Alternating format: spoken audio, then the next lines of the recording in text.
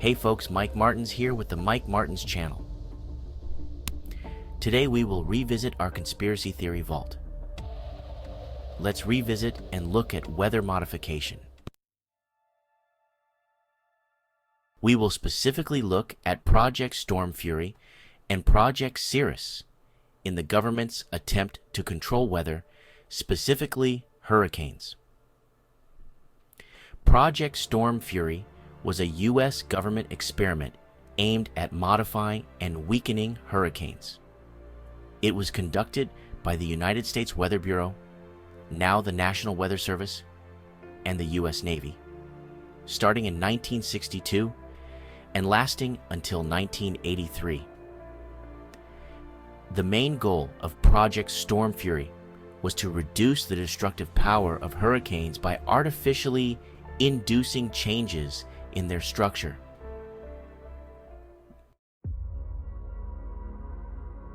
Key aspects of Project Storm Fury: seeding hurricanes with silver iodide. Scientists believed that by seeding hurricanes with silver iodide, they could stimulate the formation of ice crystals in the clouds. The theory was that this would cause the hurricane's eye wall, the most powerful part of the storm, to expand outward, thus lowering the overall wind speeds and reducing the storm's intensity. The project was based on the assumption that hurricanes had supercooled water that is below freezing but still liquid in their clouds. By introducing silver iodide, researchers hoped to encourage this supercooled water to freeze and form ice, disrupting the hurricane's inner structure and weakening it. The project involved flying specially equipped planes into hurricanes and releasing silver iodide into the storm's clouds. The most well-known seeding attempts took place in hurricanes such as Hurricane Esther in 1961 and Hurricane Debbie in 1969. After these experiments, scientists observed some changes in the storms, but the results were inconclusive and controversial. Challenges and failures. As the project continued, researchers discovered that many hurricanes already naturally lacked significant amounts of supercooled water, which made seeding them ineffective. Additionally, natural fluctuations in hurricanes made it difficult to determine whether changes in storm behavior were caused by the seeding or by other factors. Public controversy and termination. While the project received a lot of media attention, it was also highly controversial. Critics questioned the ethics and potential unintended consequences of tampering with powerful natural phenomena like hurricanes. Over time, as more advanced meteorological techniques were developed, it became clear that the project's theoretical basis was flawed. Project Storm Fury was officially discontinued in 1983. Despite its failure, Project Storm Fury contributed to hurricane research and helped scientists better understand the dynamics of storms. The experiments also played a role in the development of modern hurricane forecasting techniques. Even though the weather modification aspect didn't succeed, all the information gained was contributed to military. And this is why many people were led to believe this was a military project tested on the civilian population. The General Electric Project Cirrus was one of the earliest experiments in weather modification, similar to Project Storm Fury, but focusing more on cloud seeding in general rather than hurricanes specifically.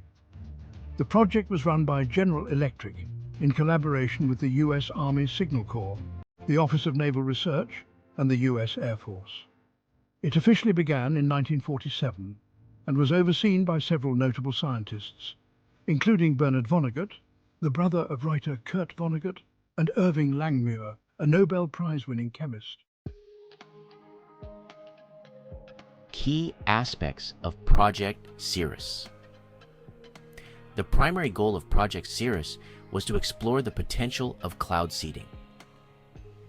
the idea that weather could be artificially altered by injecting particles into clouds to encourage precipitation or alter cloud formations.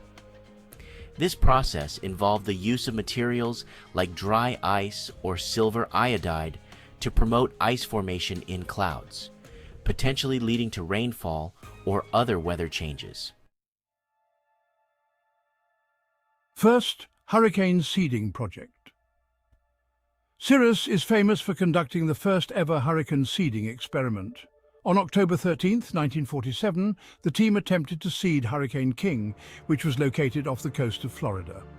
They dropped around 80 pounds of dry ice into the hurricane from an aircraft. After the seeding, the hurricane changed direction and made landfall in Savannah, Georgia, causing significant damage.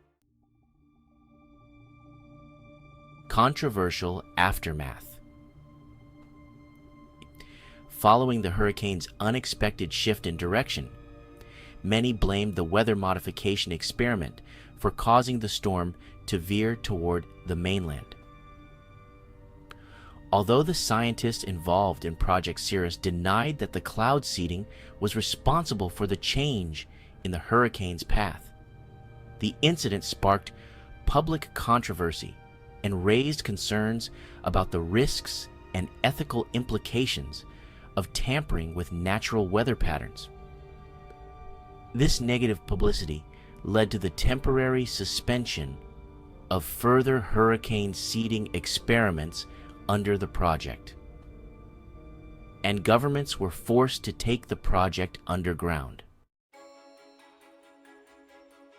Scientific discoveries. Despite the controversy, Project Cirrus was an important stepping stone in the field of atmospheric science. The project made significant contributions to the understanding of cloud physics, especially regarding how particles like silver iodide and dry ice can influence cloud formation and precipitation. Bernard Vonnegut, one of the lead scientists, discovered that silver iodide was particularly effective at promoting ice formation in clouds, a key discovery that would be used in subsequent weather modification experiments. Collaboration with military. Project Cirrus also had strategic military implications. The U.S. military was interested in controlling weather for various purposes, including enhancing or suppressing rainfall in specific regions, or disrupting enemy operations during wartime to flood out enemy territories. This interest led to further collaborations between scientific organizations and military agencies that are totally underground. Later, developments. After Project Cirrus, many of the same scientists and military collaborators moved on to other weather modification projects, such as Project Skyfire, which focused on reducing the risk of forest fires by inducing rain, and Project Stormfury, which targeted hurricanes. Although weather modification efforts did not live up to their initial promises, these early experiments laid the groundwork for modern meteorology and atmospheric research. Legacy Project Cirrus is remembered as one of the earliest large-scale attempts to influence weather. While it did not yield the hoped-for results in hurricane control or widespread weather modification, it greatly advanced scientific understanding of clouds and precipitation, and it marked the beginning of decades-long efforts to control the weather for both civilian and military purposes. In recent years, many have noticed unusual white streaks left behind by planes, commonly referred to as chemtrails. Unlike regular contrails, which are simply condensation trails of water vapor that quickly dissipate, chemtrails often linger for hours, spreading out across the sky.